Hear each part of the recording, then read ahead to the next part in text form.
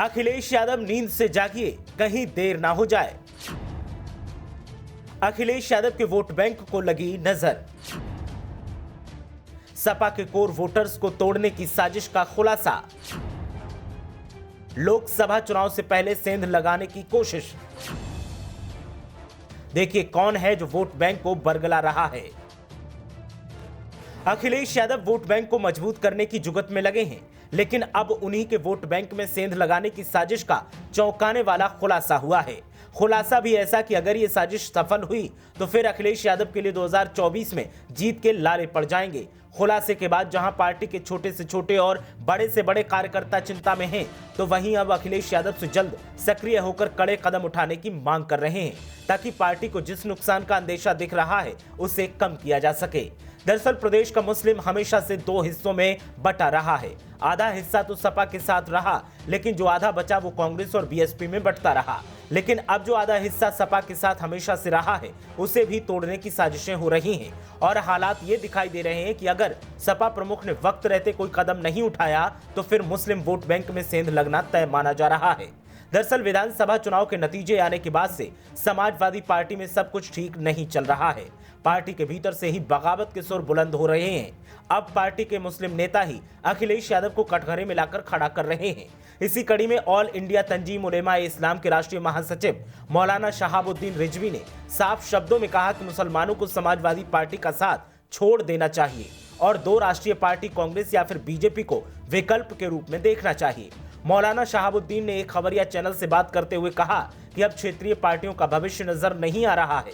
धीरे धीरे क्षेत्रीय पार्टियां हाशिए पर आ रही हैं। ऐसे में अब मुसलमानों को देश की दो राष्ट्रीय पार्टियों में से किसी एक को विकल्प के रूप में चुनना चाहिए। मौलाना ने कहा कि अगर बीजेपी बड़ा दिल दिखाए तो मुसलमान उनके बारे में भी सोच सकते हैं। मौलाना शहाबुद्दीन ने कहा कि उत्तर प्रदेश विधानसभा चुनाव के नतीजे आने के बाद से ही राज्य के मुसलमान मायूस हैं। इन तमाम उपायों के बावजूद धर्मनिरपेक्ष दल कहीं जाने वाली फिरकापरस्त ताकतों को सत्ता से हटाने में नाकाम रहे हैं और तब से ये सवाल उठ रहा है कि मुसलमानों का भविष्य क्या होगा। मौलाना ने कहा कि वोट हर किसी को मुसलमानों का चाहिए, लेकिन हार के बाद कई दल अक्सर अपनी हार का ठीकरा मुसलमानों के सिर फोड़ देते हैं। जैसा कि बहुजन समाज पार्टी की प्रमुख मायावती ने हाल ही में अप्रत्यक्ष रूप से कहा कि मुसलमानों ने हमें वोट नहीं दिया। समाजवादी पार्टी जिसे मुसलमानों ने सामूहिक रूप से वोट दिया वो भी सत्ता खो चुकी है। समाजवादी पार्टी ने अपनी सीटों में इजाफा जरूर किया, लेकिन उसे इतनी सीटें नहीं मिल पाई जिससे कि उसकी सरकार बन सके।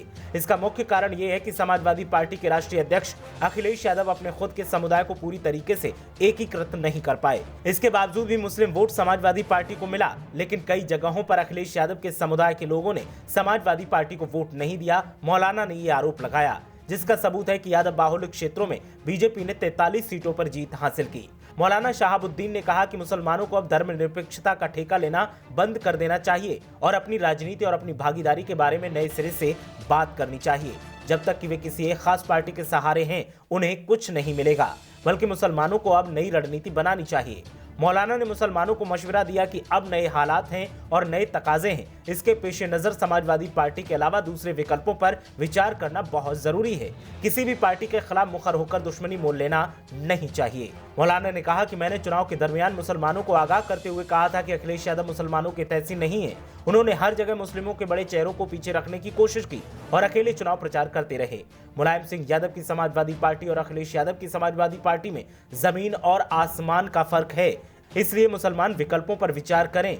मौलाना ने आगे कहा कि चुनाव के दरमियान मेरे द्वारा कही गई बातों का समाजवादी पार्टी के नेताओं ने विरोध किया था और मेरे समाज के ही लोगों ने विरोध किया था, मगर अब मेरी बातें उनको अच्छी लगने लगी हैं। उदाहरण के तौर पर आजम खान और डॉक्टर शफीकुर रहमान बर्क के द्वारा दिए गए बयानों से जाहिर है। मुसलमानों या फिर सपा के वरिष्ठ नेताओं को मेरा मशवरा है कि जितनी जल्दी मुमकिन हो समाजवादी पार्टी छोड़ने का ऐलान कर दें, इसी में उनकी भलाई है। मौलाना का ये खुलेआम ऐलान अब सपा नेताओं के लिए नया सिरदर्द बन गया है और सपा के तमाम वरिष्ठ नेताओं का कहना है कि अगर पार्टी से मुस्लिम वोट बैंक दूर होता है तो फिर जीत के लिए राहें आसान नहीं होंगी। कई मुश्किलों का सामना तो करना ही पड़ेगा, साथ ही पार्टी के लिए जीत मुंगेरी लाल के सपने जैसी हो जाएगी। इसलिए मामले पर अखिलेश यादव को ध्यान देने की जरूरत है। ब्यूरो रिपोर्ट, मीडिया हलचल।